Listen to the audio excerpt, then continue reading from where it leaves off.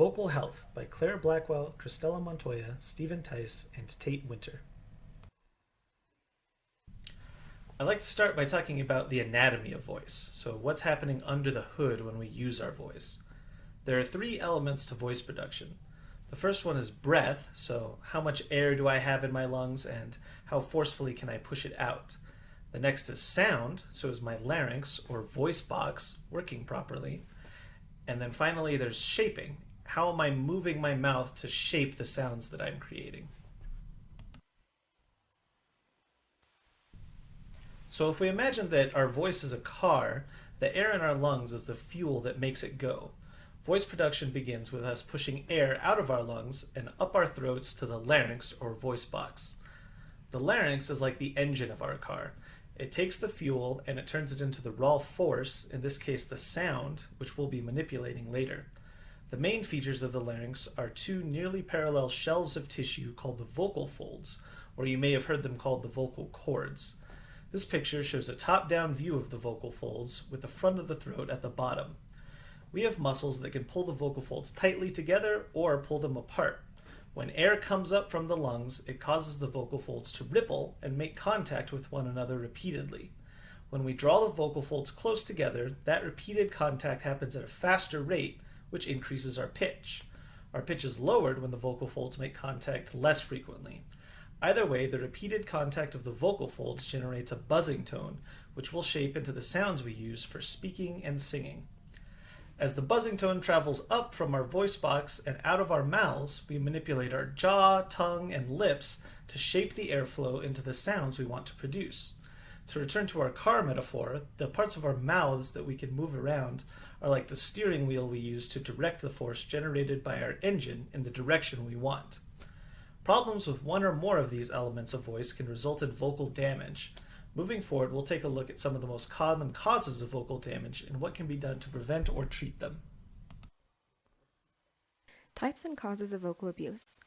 Vocal abuse can occur due to allergies, smoking, tense muscles, singing, coaching, cheerleading, talking loudly, and or drinking caffeine and alcohol, which would dry out the throat and vocal folds.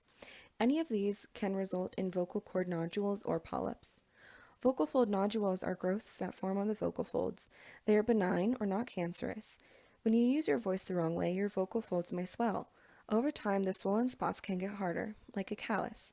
These nodules can get larger and stiffer if your vocal abuse continues. Polyps can be on one or both of the vocal folds. They may look like a swollen spot or bump, a blister, or a thin, long growth. Most polyps are bigger than nodules. It may be easier to think of a nodule as a callus and a polyp as a blister. Characteristics of vocal misuse/abuse. If you are experiencing any of the following, you may be misusing your voice: hoarseness, breathiness, a rough voice, a scratchy voice, a harsh sounding voice, shooting pain from ear to ear, feeling like you have a lump in your throat, neck pain, less ability to change your pitch, and voice and body tiredness. As you watch the following videos, look at the small growths in the middle of the vocal folds. These are nodules and polyps. These can lead to changes in your voice and cause further damage unless treated properly.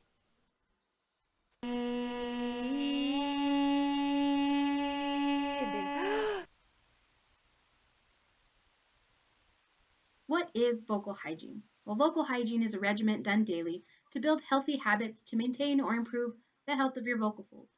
This includes stopping harmful behaviors that create unnecessary wear and tear. Some things that you can do to promote good vocal hygiene is drink water. 6 to 8 ounces a day is recommended, getting plenty of rest, exercising, and having good nutrition. Of course, all of these things are great for a healthy body overall, but these are some specific things that will help your vocal hygiene. Now, some things to avoid. Try to avoid smoking or other environmental factors that includes secondhand smoke. Minimize caffeine, dairy, and alcohol intake. This can dry out your vocal folds or have the opposite effect and create excess mucus. Try to avoid extra stress and strain. This includes yelling for long periods of time, and try to avoid poor posture. If you have poor posture, you're creating unnecessary pressure on your vocal folds, causing them to work harder. There are many everyday scenarios that are harmful for your voice. Here we hope to offer some replacement strategies. Instead of competing with loud background noises, move to a quieter area to have a conversation or turn down the volume on the TV, phone, or radio whenever possible. Instead of increasing your loudness to project your voice or get the attention of others, use an amplification system, or clap your hands, use a bell, or turn the lights on and off. Instead of yelling, cheering, or screaming at sporting events or concerts, stomp your feet, hiss, clap your hands. Instead of grunting when lifting weights or working out, hiss or exhale slowly. And lastly, instead of clearing your throat frequently, take a dry swallow or take a small sip of water.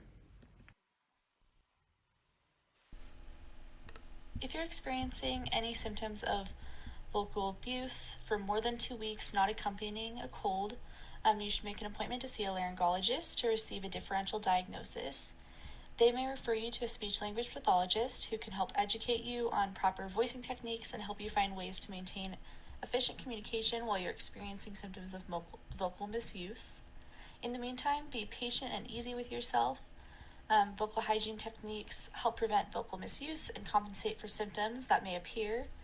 The benefits and progress occur over time and take consistent practice. And changing habits is really challenging and takes time, so give yourself some grace.